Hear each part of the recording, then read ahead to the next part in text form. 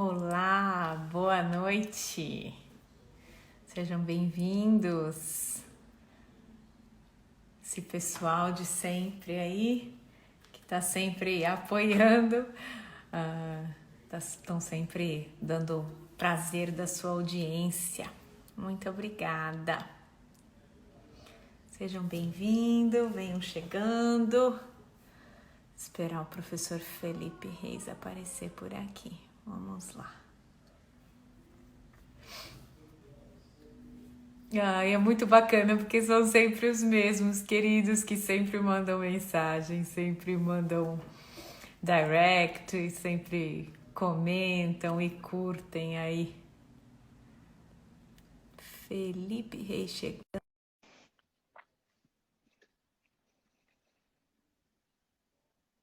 Sejam bem-vindos.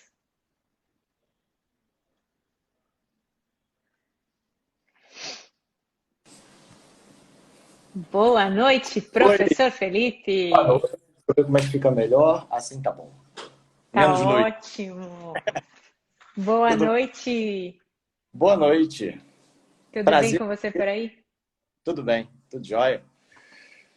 Prazer é Trancado. todo meu. Primeira vez que a gente está conversando. Essa internet não é o máximo. Verdade, verdade. Prazerzão. Vai ser bom conversar um pouco. Ah, tem muitos amigos fera aqui nos assistindo. A gente tem um compromisso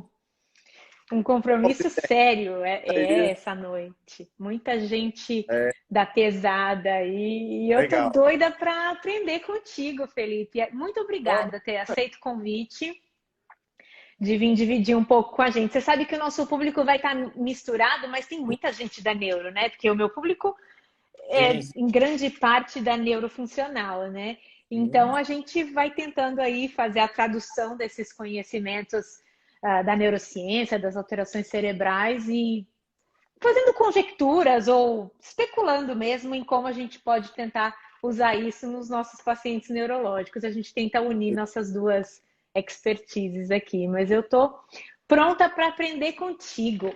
Ó, Vou imagina. agradecer o pessoal aqui que está chegando. E eu vou pedir para o povo apertar a setinha aí, o aviãozinho, e divulgar. Ó, já tem 164 pessoas, assim, de cara.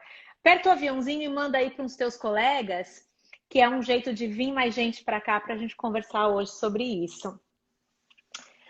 Enquanto você se apresenta, Felipe, porque acho que os meus seguidores talvez não te conheçam, vão te conhecer a partir de hoje, vão se tornar seus seguidores, tenho certeza. Você se apresenta e eu vou fixar o tema aqui da nossa live. Manda bala. Tá bom. Eu me chamo Felipe Reis, eu sou fisioterapeuta, sou formado pela Universidade Federal do Rio de Janeiro, fiz mestrado e doutorado na Universidade Federal do Rio de Janeiro. Hoje eu sou professor do Instituto Federal do Rio de Janeiro também. Eu sou integrante de um grupo de pesquisa aqui no Brasil chamado Pesquisa em Dor e sou integrante também de um grupo internacional chamado Pain in Motion, que é um grupo com sede na Bélgica. E atualmente eu sou o chair, né, de um braço da IASP, né, que é a Associação Internacional para o Estudo da Dor. Eu sou presidente de um desses braços, chamado Pain, Mind and Movement. Né? Assim, para o pessoal que não conhece, né, a IASP ela é a Associação Internacional para o Estudo da Dor, ou seja, quem estuda dor está ali na IASP, né? Ou seja, é uma grande associação multiprofissional, né? Tem médico, enfermeiro, fisioterapeuta, psicólogo, todo mundo que tem interesse em estudar dor faz parte da IASP. E a IASP, ela, por serem áreas muito distintas, né? Desde ciência básica, né? Dor em criança, né? Uhum, Dor musculoesquelética, cefaleia. Então, ela foi criando o que ela chama de Special Interest Group, né? uhum. E que são pequenos braços e pequenas associações dentro da IASP. E hoje eu sou o atual presidente de um desses braços, né? Que é o Pain, Mind and Movement, né? Ou seja, que associa dor, mente e movimento. A maior parte dos Uhum, são fisioterapeutas, psicólogos, né? Isso aí é o maior número de profissionais. uhum, É interessante, Camila, deixar o convite, né? Porque qualquer pessoa pode se associar à IASP, qualquer pessoa pode se associar ao SIG. E, assim, de cara, você tem uma série de benefícios. Né? Um benefício, Uhum. por exemplo, é você ter acesso aos artigos da revista mais importante sobre dor do mundo, que é a PEN. Uhum. Você tem acesso ao webinário, você tem acesso a uma área específica que eles filmaram todas as palestras dos congressos anteriores, eles colocam isso Uhum. disponível. Uhum. Então, fui para, sei lá, não fui para Boston, ou então eu fui para Boston e estava numa outra sala e perdi uma outra palestra, eu posso assistir depois, entendeu? Uhum. Então, existe uma série de benefícios em se tornar membro da IASP. E é legal fazer essa propaganda, porque em termos de Com custo-benefício, certeza. né, a IASP custa $50 por ano. Então é muito Uau! mais É um barato ótimo preço. É. que muitas vezes qualquer associação nacional Uhum. aqui, né? E além disso, você tem. Aí você paga por mais $20 se você quiser fazer parte de algum Special Interest Group. Né? Então, assim, eu me Entendi. interesso por dor musculoesquelética, tipo a Josimar. Uhum. Ela é do SIG da dor musculoesquelética. Aí mais $20 para o SIG de dor musculoesquelética ou para o Pain Uhum. Mind Movement. Então, assim, o legal é que você vai estar dentro da maior associação de estudo para dor e junto com pessoas que estudam dor ou falam da sua área, né? E esses SIGs, eles fazem sempre eventos pré-congresso. O Congresso Internacional de Dor esse ano, que seria em Amsterdã agora em agosto, ele foi adiado para junho do ano que vem. E a gente Uhum. faz evento pré-congresso. Então, assim, a gente vai ter um dia inteiro, né, do Pain, Mind and Movement, cheio de atividades, só daquele grupo. Né? Então, se Entendi. é só se você tem desconto. E Enfim, tem um special interesting group para neurologic patients, like eu dor crônica e paciente tenho de neurológico? dor neuropática. De dor neuropática eu tenho certeza que tem. Uhum. Palestra até para esse SIG em 2013, alguma coisa assim lá no Canadá. E esse SIG, inclusive, é um SIG super grande que faz o SIG de dor neuropática e o SIG de pediatria, eles são super grandes a ponto de, entre um congresso e outro, né, porque a IASP faz de 2 em 2 anos. Aqui no meio, esses SIGs organizam um congresso só deles. Né? Então, o Uhum. de pediatria fez um congresso de 3 dias enorme, o neuropático, Uhum. um congresso de dor neuropática enorme, entendeu? Então, vale muito a pena você se associar Uhum. por esses benefícios que você tem. Só de ter acesso à revista PEN, né? Já Já, tá, já, com certeza. E poder se atualizar e fazer networking, novos contatos. De fato, eu acho que é uma coisa que tem que estar na agenda profissional, cada um ao seu tempo, conforme suas condições financeiras, mas eu acho que tem que ser uma meta dos profissionais, de alguma forma se vincular pelo menos uma sociedade internacional, aquela que seja talvez mais relacionada com a sua atuação, mas acho que deve estar na mente, sim, nos planos, pelo menos, de quem está no início da carreira, não tem ainda muito dinheiro, mas deve ter isso em mente, com certeza. E quem já está na estrada, quem tem condições, eu acho que tem que. Mesmo que não possa ir aos congressos, né? Porque poder bancar os congressos são outros 500, mas pelo menos para estar por dentro, né? assiste na plataforma depois que tiver gravado, sabe? Pois Você tem. é, uhum, E sem assim, dúvida.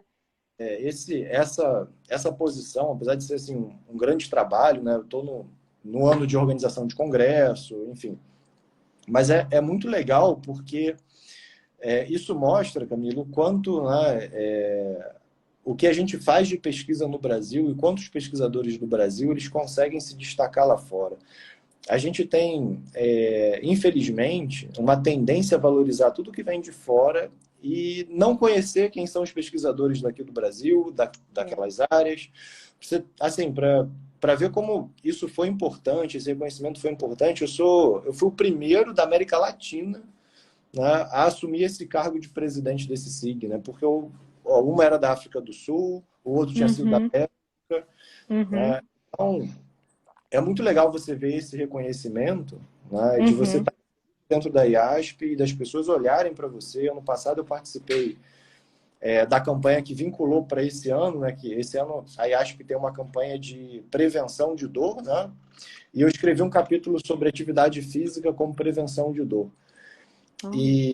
Então, assim, poder participar e ser chamado para fazer esse tipo de estratégia, né, ou de participar mesmo dentro da política do estudo de dor, isso mostra o quanto o brasileiro, né, o Brasil tem pesquisadores de altíssimo, né, e que muitas vezes a gente, né, não dá valor. A gente é capaz de, né, você dar uma palestra, né, num super congresso brasileiro de alguma coisa, e se tiver um gringo com nome diferente falando inglês na sala do lado, a sala do lado vai estar vazia e a sua vai ter meia dúzia de pessoas.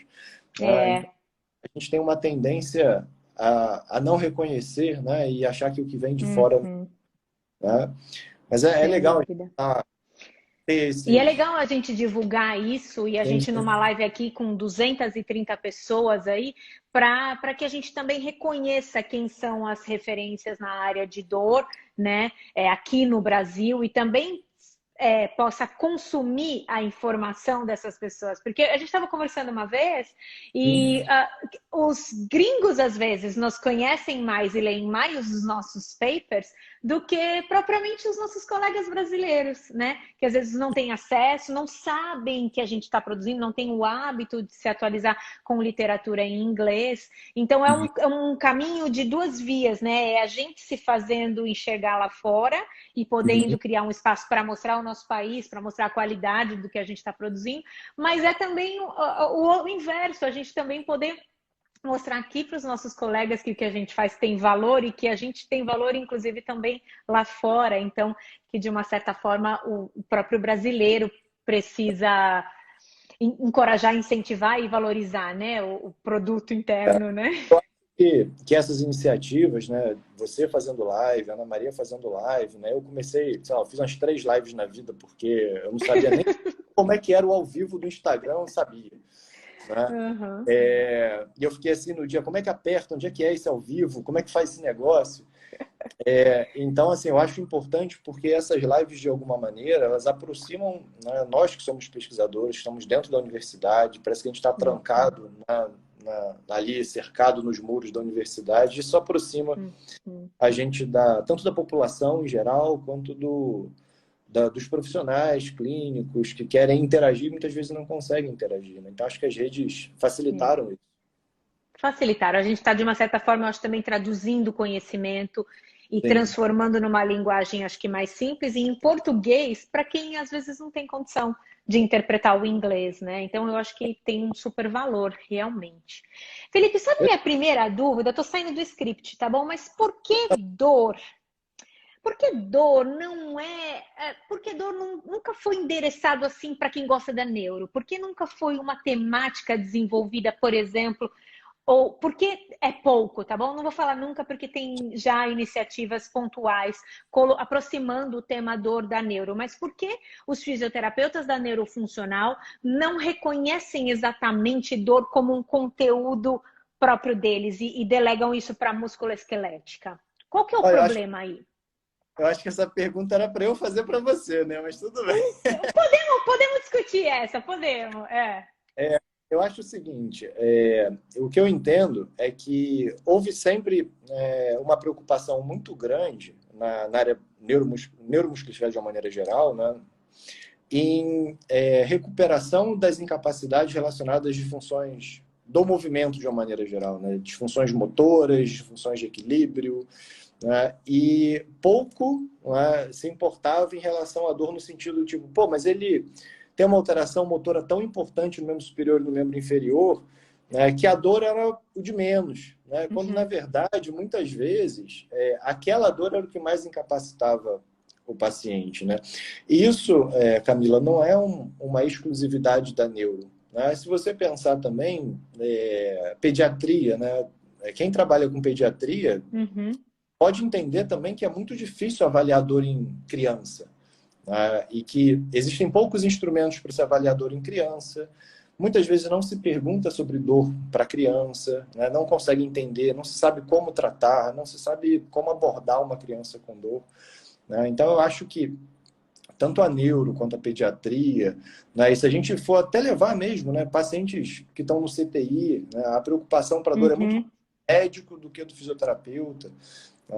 Então, existem algumas áreas em que a dor acaba ficando meio de lado, porque parece haver coisas mais importantes para se olhar, né? Quando, na verdade, aquela dor ali pode estar trazendo uma série de incapacidades para o paciente, né? Você imagina, um paciente, um hemiplégico, que tem um ombro doloroso, ele não vai ter função motora porque ele tem um ombro doloroso. Então, o que acabou restando para essas áreas é muito mais você dar um enfoque do que teoricamente é mais importante, deixar a dor um pouco de lado. Mas isso talvez, Camila, não tenha sido nem culpa de profissional, sabe? É diferente quando a gente fala de ortopedia. Por quê? Porque quando é que o paciente vai num fisioterapeuta especialista em ortopedia? Quando ele está com dor em algum lugar. Entendeu? Então, assim, dor na lombar, eu estou com dor na cervical. Então, a queixa principal é dor. Né? Enquanto você vai um paciente neurológico, muitas vezes ele tem dor, mas aquilo ali não atrapalha tanto a vida dele. Está muito mais preocupado porque ele não mexe o braço, ele tem vergonha. Paciente, por exemplo, com lesão de plexo, tem vergonha do braço. Então, você tem coisas que para o paciente parecem mais importantes. Você tem também um déficit que vem desde a graduação. Né? Talvez, se você lembrar, né, na graduação, nas áreas específicas, né, nas disciplinas de neuro, né, nas disciplinas de respiratória, nas de pediatria, ninguém falava de dor. Né? A dor era falada na ortopedia. Né? Então, isso faz com que a prática profissional também não dê tanta importância. Né? E é engraçado porque a dor em criança ela começou também a aparecer há pouco tempo. Né? Ou seja, as pessoas começaram a se interessar, a estudar fatores psicossociais, a influência da família, como isso poderia interagir para a criança há pouco tempo. Então, assim, as pesquisas são muito precisas. A gente quase não tem instrumento traduzido e validado aqui para o Brasil. A Thier, pesquisadora da Unicid, ela está fazendo várias traduções de instrumentos, porque ela quer fazer a pesquisa, mas não tem instrumento. Né? Então, ela está nesse processo de fazer validação. Então, assim, isso vem muito do processo de formação, né, que, de uma maneira geral, é muito ruim para a dor. Então, acho que é meio isso, sabe? Eu acho que, então, a gente tendo essa oportunidade de começar essa troca, eu acho que isso promove alguns passos, algumas frentes. Eu acho que a primeira delas, e que já está sendo feita, tem vários professores já com essa iniciativa. Vou citar alguns, porque são alguns que eu tenho contato e que eu já fiz live. Tipo o Arthur Padão, tipo a Josi, tipo a Ana Maria, que tem colocado dor como um tema relevante em outras populações que não da musculoesquelética. Então, assim, uma vertente é o ensino. O ensino precisa se remodular, se tornar mais contemporâneo, para que os professores se capacitem ou para interagir e trocar, porque eu não preciso ser fera na dor. Eu só preciso saber que isso tem que ser contemplado na minha disciplina na neuro. Se eu exatamente vou estudar e me preparar para ministrar esse conteúdo, ou se eu vou trabalhar com algum outro professor que possa dar esse subsídio na minha disciplina, o que é super viável também, não tem como a gente ser fera em tudo, né? Eu só tenho que dar essa visão para quem eu estou formando, para os meus alunos. Então, isso é uma questão. A outra questão é a questão dos profissionais que precisam, então, entender, aqueles que já se formaram faz um tempão, que precisam entender que eu não posso me satisfazer com aquilo que eu recebi na faculdade e que eu preciso continuar me atualizando das melhores formas possíveis para buscar esses conhecimentos que estão faltando para complementar minha forma de olhar o paciente neurológico. E como eu vou fazer isso ser importante para os pacientes e para os familiares neurológicos, porque de fato isso que você colocou é uma realidade. Várias vezes os pacientes neurológicos colocam assim para a gente, Felipe.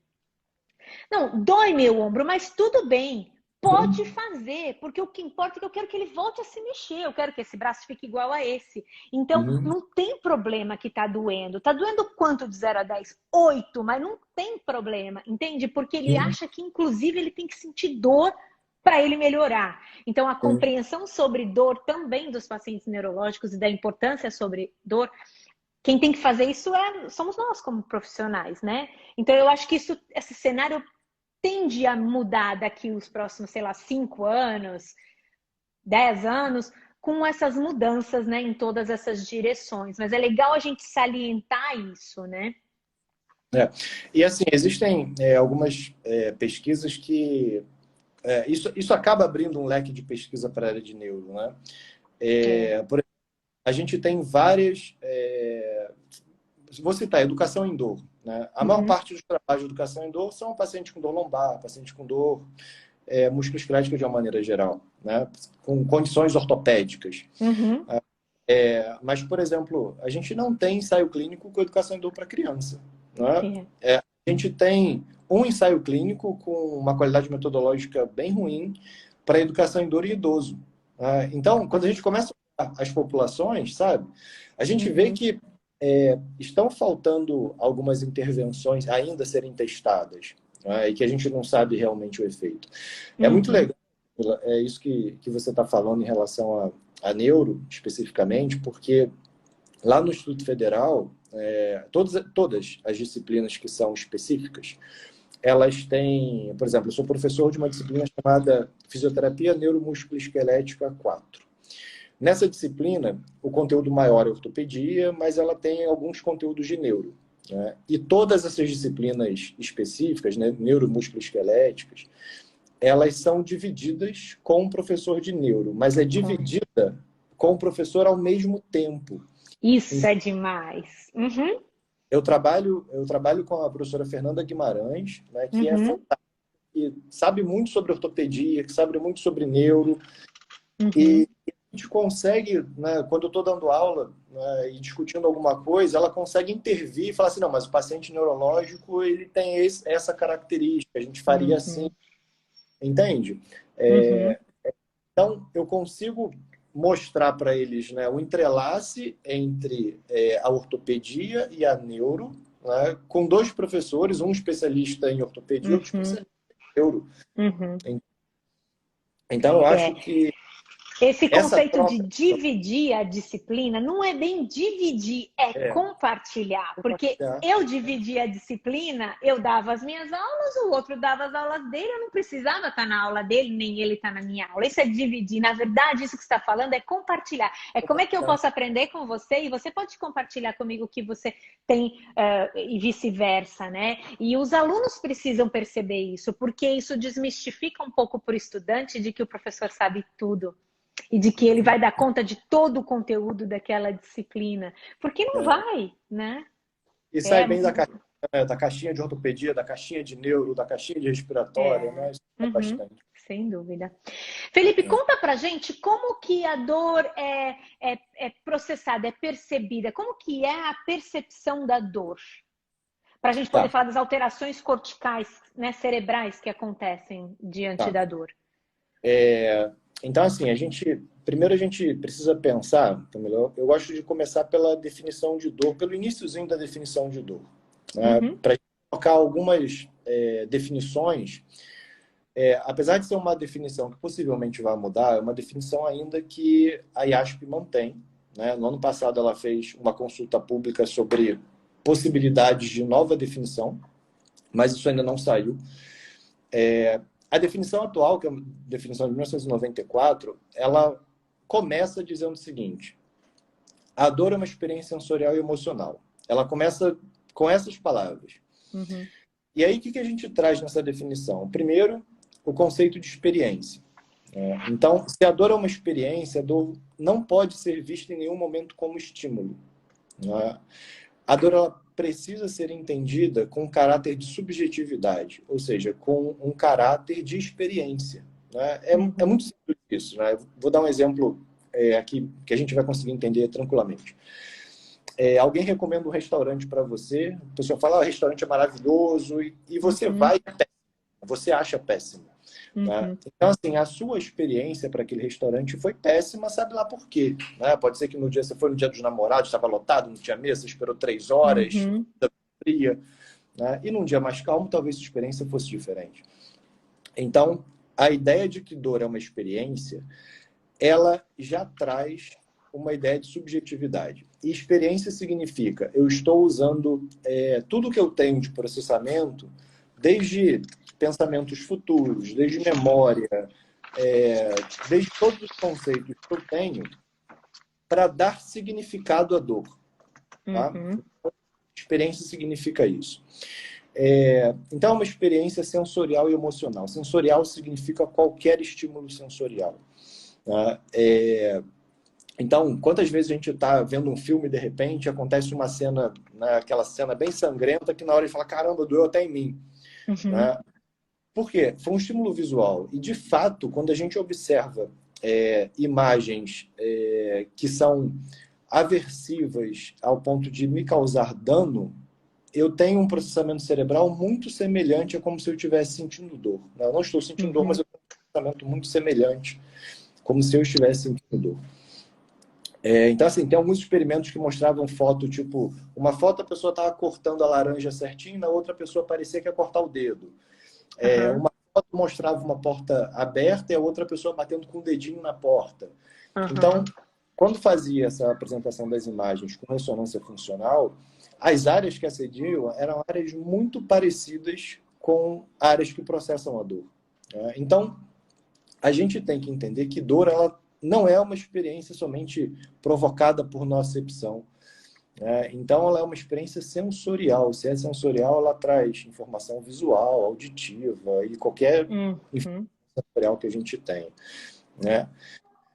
Beleza. Então, uma experiência emocional, sensorial e emocional desagradável. Não dá para a gente separar dor de emoção. Né? E existe uma confusão muito grande, porque o conceito de emoção não é facilmente entendido pela maior parte das pessoas. Hoje a minha linha de pesquisa ela é voltada para dor, emoção, cognição e comportamento. Então eu estudo principalmente emoção relacionada à dor. Né? E o que a gente tem hoje de entendimento de emoção e dor? Tanto a dor quanto a emoção, as duas têm um papel filogenético extremamente importante para a sobrevivência. O que significa isso? A dor é como se fosse um sistema que me alertasse da integridade do meu corpo. Tá? E quando a gente fala de emoção, né, como é que funciona a emoção no nosso corpo? Emoção significa que eu estou o tempo inteiro escaneando o ambiente, tá? Para procurar pistas que a gente chama de pistas apetitivas, que são pistas que me direcionam. Né? Exemplo, eu estou com fome, né? A minha capacidade de introspecção detecta que eu estou com fome, e eu vejo uma lanchonete, eu me direciono para a lanchonete. Né? Ou seja, eu detectei no ambiente alguma coisa que pudesse suprir a minha fome. Então, a emoção, ela significa escanear o ambiente em busca de pistas aversivas ou apetitivas. Né? Aversivas, Uhum. estou andando na rua e vejo um cachorro vindo na minha direção. Né? Então, aquilo aí detecta e ativa um sistema de defesa, que é um sistema de luta e fuga. Né? Então, assim, eu não consigo separar dor de emoção em nenhum momento, nem no processamento no cérebro, nem na própria definição de dor. Né? Então, acho Uhum. que a definição de dor ela já começa a trazer para a gente a definição de experiência, a definição de quais são os estímulos sensoriais presentes, começa a trazer informações relacionadas à interação de dor. Por último, ela traz a definição de dano tecidual presente, ou seja, eu realmente me machuquei, né? Uhum. Dano tecidual em potencial, que seria a minha Uhum. situação de risco. Né? Então, assim, quantas vezes a gente, sei lá, corta o dedo, acha que se cortou muito, e quando a gente olha, fala, não foi nada. E a dor Uhum. imediatamente, ou o inverso, né? Quando a gente, caramba, cortei muito meu dedo, e a dor imediatamente ela some. Né? Então, assim, esses são conceitos presentes que muitas vezes a gente não olha ponto a ponto o que eles podem significar. Entende? Entendo. Deixa eu fazer um comentário e me fala se eu estou pensando errado. Então, ó, considerando esses aspectos que estão relacionados à dor, dor é uma experiência absolutamente individual. Porque percepção é alguma coisa que é individual. Quando eu penso como físico da neurofuncional, eu penso nessa história de receber informações, processar as informações que são apetitivas, adorei esse termo, até anotei, e aversivas, elas são, eu imagino isso acontecendo, então acendendo, passando por um filtro, tipo assim, um tálamo da vida, antes até de algum modo fazendo um priming no cerebelo e chegando de alguma forma no córtex sensorial, secundário e terciário, principalmente para serem processados. Então eu penso tipo na área parietal, ela para mim ela tipo pisca assim.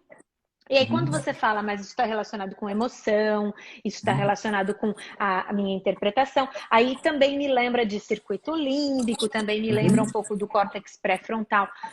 Como que isso modula ou configura a experiência da dor? Como isso é feito no cérebro em termos das áreas?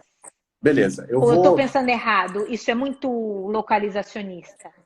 Não, isso está certo, mas ao mesmo tempo a gente não consegue... eu vou explicar isso com um pouquinho mais de detalhe, porque existe uma grande confusão com um termo, né, chamado neuromatriz de dor, né, que é um termo que ele acabou virando sinônimo de áreas que são áreas específicas para processamento da dor, né, quando na verdade não são. Né? Essas áreas, elas processam uma série de outras coisas, mas também processam a dor. Então, o que a gente consegue entender hoje, e a melhor nomenclatura, seria uma rede de processamento da dor e não a neuromatriz de dor como se fosse, né, ou assinatura de dor. Esses termos a gente, né, prefere não usar, né, porque ele dá uma ideia de especificidade dessas áreas, o que não existe. Entende? Okay. Mas é legal de você ter falado isso. Eu separei aqui e vou mostrar algumas imagens. Para que fique claro para o pessoal poder entender, principalmente em relação ao processamento, né, e o que a gente pode entender desse momento. Tá, deixa eu só acalmar o coração do pessoal, que eles já estão aflitos. A gente vai mandar esses artigos no grupo do Telegram, vai estar tudo lá, você vai poder acessar. Eu levantei alguns, o Felipe levantou outros, então não se preocupem. E eu estou anotando, eu vou fazer um resuminho esperto para vocês, tá bom? Então acalmem o coração. Vai, Felipe, manda bala. Camila, olha só que legal. Essa é a tese, né, do Miyazaki. Né? Ela é de 1954. Olha que interessante. Ela fica na biblioteca da Universidade de McGill. E ela vem assim, né, de papelzinho fino, né, datilografada, gráfico feito à mão, é a coisa mais linda. Aí, quando a gente olha o que estava escrito, né, numa das páginas ele fala o seguinte, está, né, sublinhado, eu vou ler para vocês, né, possivelmente, né, não existe uma única área que está envolvida com a sensação de dor, né, mas várias áreas do córtex, tálamo e possivelmente estruturas podem estar diretamente relacionadas. Isso ele falava em 1954. Né? Então, assim, ele nessa época, né, quando eu li a tese dele inteira, ele falava o seguinte, ele citava artigos de 1942, por aí. Então, a ideia de que o cérebro possa ter alguma participação, né, no processamento da dor, ela sempre existiu, mas, no entanto, a gente não conseguia ter métodos não invasivos para estudar a dor. E isso acabou sendo... evoluindo muito no que a gente chama de década do cérebro, que foi a década de 90, em que houve um investimento muito grande nos Estados Unidos para que você mapeasse o cérebro, para que você entendesse mais como é que o cérebro funcionava.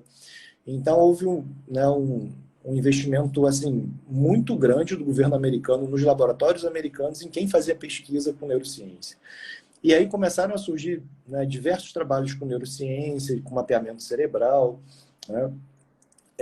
Só para a gente poder entender, né, que muitas pessoas não sabem o que é ressonância funcional, e aí eu tem um esqueminha aqui que mostra. Tá? Então, assim, a ressonância funcional, ela é uma máquina de ressonância comum, igual a máquina que faz ressonância do joelho, ressonância da coluna, ela é igual. Só que o paciente, ele entra, né, lá na máquina de ressonância. Aqui ele tem uma imagem projetada, pode ser aqui, por um acaso, um dinheiro, né, mas poderia ser uma face, poderia ser uma foto de cigarro, enfim, uma imagem aversiva, o que você quisesse. Você apresenta aqui, e aqui na mão, ele vai fazer um julgamento com o mouse, né? Direita ou esquerda ali, você programa o que vai ser a resposta, ele vai usar aqui esse mouse para dar uma resposta, e isso vem para um computador, né? Ao mesmo tempo que isso está acontecendo, né, o que está sendo feito? Você tem ali o estímulo, né, e está sendo captada a atividade neural. E essa atividade neural ela é captada de acordo com como esses neurônios eles captam o oxigênio, né, que a gente chama de sinal Bold. Então, assim, essa é uma maneira da gente poder fazer a ressonância funcional. E o que a gente vê? Geralmente a gente vê, né, o sinal Bold, que é essa areazinha aqui mais acesa, tá? Mas existem várias maneiras de você fazer análise, né, do cérebro, né? Então, o sinal Bold seria isso, né, de você ter a captação do neurônio, do oxigênio por parte do neurônio, e ali você acendendo determinada área. Beleza. E agora, para a gente entender especificamente as áreas, e é legal a gente poder ter isso, olha só. Para a gente poder entender como é que funciona esse mapeamento da dor no cérebro, quais são as áreas que processam, tá? Entenda o seguinte, que você tem um estímulo nociceptivo, por exemplo, vindo da periferia, um paciente com artrose, um paciente com ombro doloroso, enfim, um estímulo vindo da periferia. Esse estímulo, ele vai entrar ali no núcleo medial e lateral do tálamo, né? E parte vai para o que antes se considerava, mas a gente não tem usado tanto essa nomenclatura de sistema lateral e sistema medial. Uhum. Mas a gente vai usar aqui para facilitar, para as pessoas entenderem, né, o que a gente tem aqui de áreas importantes. O sistema lateral, ele está muito mais, né, envolvendo ali S1 e S2, ele está muito mais relacionado à localização da dor. Ou seja, ele está muito mais... tem muito mais uma função de falar assim, meu ombro direito que está doendo. Né? Por quê? Essa área de S1 e S2 é onde você tem o homúnculo de Penfield. Né? Uhum. E aí você tem a representação do corpo no cérebro. Então, essas áreas vão te dar a localização da dor. E o sistema medial, que são essas áreas, né, você tem córtex pré-frontal, você tem córtex cingulado anterior, você tem a ínsula, núcleos da base, amígdala. Todas essas áreas são áreas relacionadas à cognição e emoção, principalmente. Né? Então, é impossível, né? Observa que eu tenho tanto um aspecto sensorial aqui, né? Mas eu tenho um aspecto cognitivo-emocional da dor presente para qualquer que seja a dor. Independente se é dor aguda, se é dor crônica, independente. Para qualquer que seja o tipo de dor, o processamento vai envolver essas áreas. Em algumas situações, essas áreas acendem mais, acendem menos, umas aparecem, outras não aparecem. Mas o que os estudos eles costumam dizer com mais frequência é o córtex cingulado, a presença da ínsula e a presença de S2, na maior parte dos estudos sobre dor. Né? Mas é muito interessante a gente poder olhar para essa imagem, né? Porque o que a gente vê aqui? A gente vê tanto áreas, né, como córtex pré-frontal, ínsula, amígdala, relacionados com processamento de emoção. A gente vê áreas relacionadas com a representação do corpo no cérebro. A gente vê área motora suplementar. A gente vê córtex motor primário, que é responsável pela execução do movimento. Uhum. A gente vê áreas do tronco encefálico que são responsáveis pela modulação descendente da dor. E olha que interessante. Não sei se é nesse ou no outro, mas aqui eu já consigo explicar. Essa área, né, a substância cinzenta periaquedutal, que está aqui no tronco encefálico, essa área é como se fosse o centro de modulação da dor no cérebro. E essa área, ela tem uma conexão direta com córtex pré-frontal, amígdala e substância cinzenta periaquedutal. O que isso me diz? Ela é uma área modulatória. Sendo uma área modulatória, ela pode tanto aumentar o que está vindo de estímulo noceptivo de baixo, como ela pode inibir o que está vindo do estímulo noceptivo da medula. Então, ela vai atuar diretamente no corno posterior da medula, aumentando, né, potencializando aquela sinapse ou inibindo aquela sinapse. E ela tem uma influência direta ali do córtex pré-frontal, da amígdala e ali direto no tronco encefálico. E assim, existem uma série de outras áreas que a gente poderia falar especificamente, né? Por exemplo, existe a conexão do córtex pré-frontal com a amígdala, com o hipocampo e com o hipotálamo, né? Então, isso já vai ter modificação, por exemplo, em variabilidade de frequência cardíaca, isso já vai ter influência em formação de memória. Então, o processamento da dor ele é extremamente complexo, né? E que envolve muitas áreas, ou seja, a gente não consegue falar, né, de uma neuromatriz específica, né? E por que não? E por que a gente não consegue falar?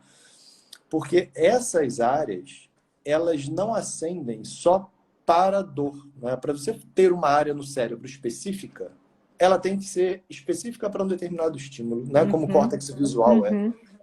Como V1, por exemplo, é. Então, essas áreas, elas processam uma infinidade de coisas que você não poderia dizer que são áreas específicas para a dor, né? Teve uma pergunta aí nos comentários, eu desativei, porque para ver melhor as imagens que a gente ganhou um bônus aqui, né? Aula Legal. com PowerPoint, com slides, eu desativei, não precisamos deles. Mas teve uma pergunta incrível. A pessoa disse assim, não lembro quem foi, falou, mas essas alterações cerebrais, elas são causa ou consequência? Sei. Não dá para saber, né? É uma baita pergunta, cara. Vamos lá. O que a gente tem hoje, né? O que a gente sabe hoje é que pessoas com dor crônica têm modificações no cérebro, e essas modificações no sistema nervoso central de uma maneira geral. E que modificações são essas, né? No cérebro, são modificações estruturais, né? Como, por exemplo, alteração da espessura de substância cinzenta, diminuição da substância branca, né?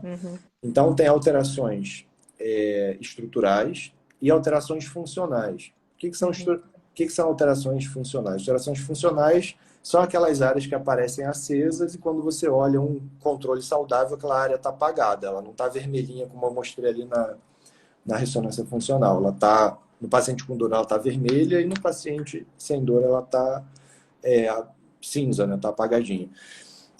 E o que a gente sabe hoje, né? O que acontece de diferente, né? Vamos pegar assim, 2 pacientes, né? Um com dor lombar aguda, os 2 pacientes com dor lombar aguda que foram acompanhados ao longo de um ano, no final de um ano, um tem dor crônica e o outro não desenvolveu, né?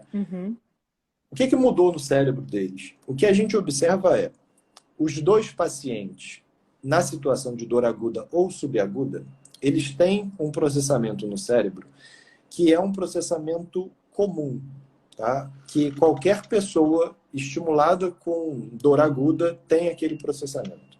Tá? No entanto, quando você vai para a dor crônica, você tem uma migração de atividade de áreas sensoriais, né? Ou seja, na dor aguda acende bastante S1 e S2, mas quando você vai para a dor crônica, você tem principalmente aumento de atividade do córtex pré-frontal e da amígdala. Ou seja, você tem uma migração para áreas cognitivo-emocionais. E aí que começam a surgir as teorias tentando criar intervenções que atuem nessas áreas, e que, na verdade, são áreas que também podem estar relacionadas com o circuito de recompensa, né? E hoje aparece o circuito de recompensa, né, envolvendo o núcleo accumbens, principalmente, ele aparece muito como sendo uma possível zona que estaria relacionada à inibição de dor, né? Então, ele, por exemplo, aparece no efeito placebo, né? Ele aparece em algumas outras intervenções. Então, assim, essa conexão do córtex pré-frontal com o núcleo accumbens parece ser uma chave para a diminuição da dor nesses pacientes. Então, o que a gente vê de paciente com dor crônica é uma migração de atividade para a área cognitiva emocional, né? E a gente tem na literatura, Felipe, depois, porque assim, a gente entende neuroplasticidade como uma experiência duradoura o suficiente para gerar alguma modificação, seja Sim. ela morfológica, estrutural ou seja ela funcional, né? Então, assim, neuroplasticidade pode ser a mudança que ocorre que dure alguns segundos. Sim. Ainda assim é neuroplasticidade. A gente tem na literatura, depois de quanto tempo da experiência da dor essas modificações acontecem? Não tem. Não temos, mas isso parece variar de condição para condição. Inclusive, por exemplo, pacientes com lesão em chicote, dentro do serviço de emergência, você já consegue identificar alguns sinais de modificação da atividade neuronal, entendeu? Então, assim, eles conseguiram... foram 2 estudos com pacientes com lesão em chicote cervical, em que eles testaram, por exemplo, hipersensibilidade ao frio, que é um sinal de sensibilização central. Então, uma dessas medidas, né, que foi a hipersensibilidade ao frio, os pacientes com dor aguda, né, tinham acabado de sofrer, acho que 6 ou 8 horas de lesão em chicote, eles tinham hipersensibilidade ao frio e uma série de outros achados característicos de uma hiperatividade neuronal. Entende? Então, é possível que isso ocorra também rapidamente para algumas condições, né? E é possível que, assim, o mecanismo teórico por trás da lesão em chicote cervical é que a desaceleração rápida do cérebro geraria um processo de neuroinflamação mediado por células da glia, né? E esse processo de neuroinflamação poderia, talvez, explicar essa hipersensibilidade dos neurônios muito rápido, entendeu? Muito acelerado. Entende? Que você não vê, por exemplo, num paciente com dor lombar aguda. Entendi. E o que eu vejo nos pacientes, como alguém que não tenho acesso a nenhum exame de imagem funcional cerebral, então eu não tenho a menor ideia, só vou ter esse conhecimento, mas o que eu vejo no meu paciente, seja ele neurológico ou não, mas que experiencie dor, que me indica que essa experiência da dor, ela está toda envolta por alterações já cognitivas e emocionais. Então, já houve mudanças em diversas estruturas e essa dor já mudou alguma coisa em termos de alteração cerebral. Eu consigo ter alguma coisa que indica um sinal, um sintoma, um teste, sei lá eu? Você tem algumas medidas que podem ser feitas na prática clínica, né, que a gente usa, mas, por exemplo, para avaliar a sensibilização central, a gente não tem testes padrão ouro, né? O que a gente geralmente usa, mas que clinicamente são aceitos, né, por exemplo, o que a gente vê, né, a gente pode entender, começar a pensar num paciente com sensibilização central para pacientes com experiência de dor exagerada. Então, assim, aquele paciente que a intensidade de dor dele sempre é 10, 9, e a dor é a pior da vida, sabe? Então, a experiência de dor é exagerada. E ele tem dor, a palpação em pontos distantes. Então, assim, esses 2 sinais, que são totalmente clínicos, eles me levam a pensar na possibilidade de sensibilização central.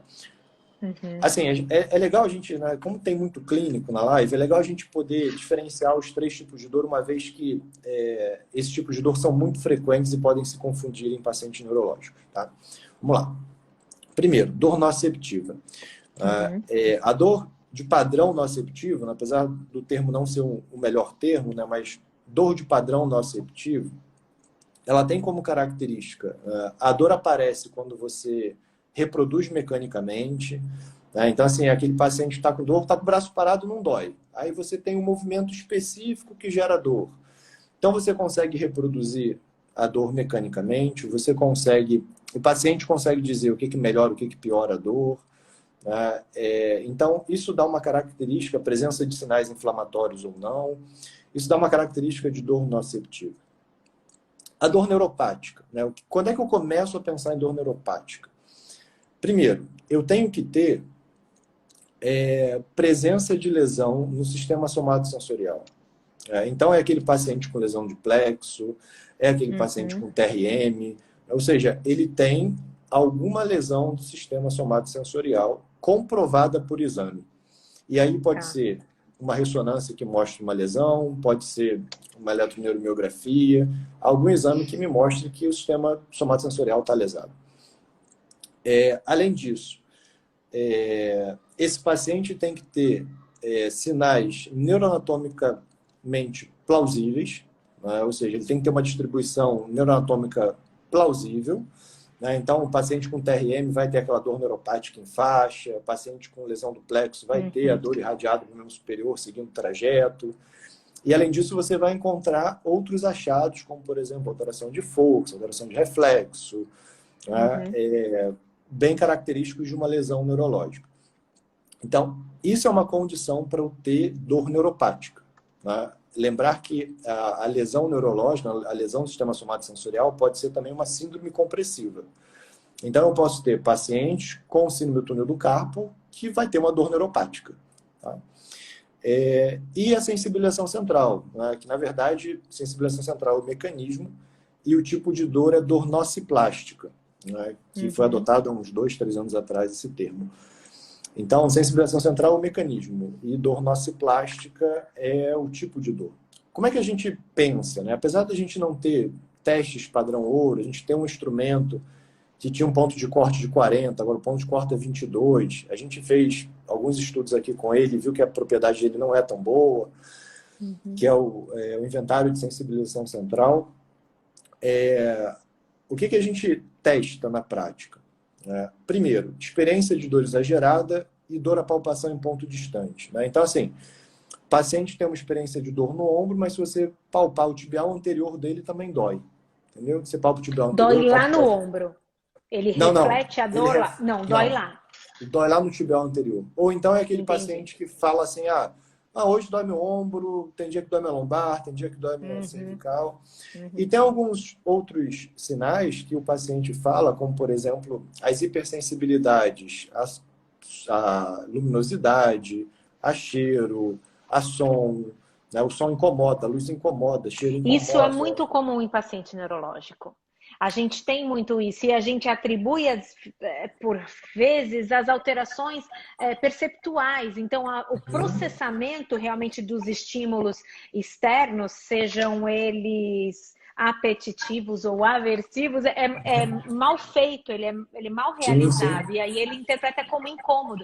Luz, voz alta, o toque do chuveiro, quando ele toma banho, a roupa, tem pacientes que não aguentam, não toleram o toque do tecido na pele. É relativamente comum, não é incomum em paciente com lesão encefálica adquirida. Então, o mecanismo da sensibilização, assim, a definição de sensibilização central é uma hiperatividade neuronal, né, que acontece tanto na medula quanto acontece nas áreas supramedulares. E o que você tem de característica e mecanismo envolvido por trás disso? Né? O que tem hoje de teoria, o que se observa, né, é o aumento da atividade de células da glia. E a gente sabe hoje que as células da glia têm um papel fundamental como sistema de defesa do sistema nervoso. Né?